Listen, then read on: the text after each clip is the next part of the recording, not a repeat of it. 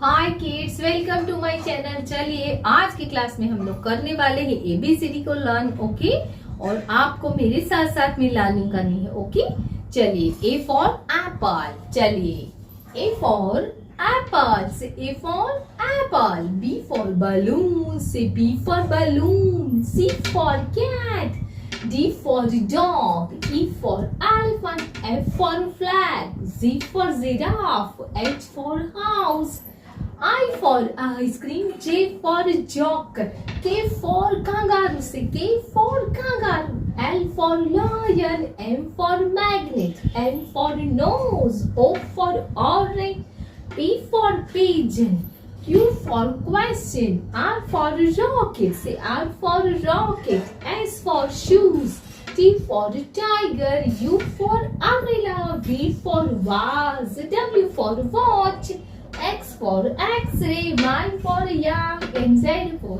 zebra। तो बच्चों आज हम लोगों ने एंजॉय करते करते एबीसीडी को पढ़ा। वैसे ही कल फिर मिलने वाले हैं। तब तक के लिए bye bye kids, take care.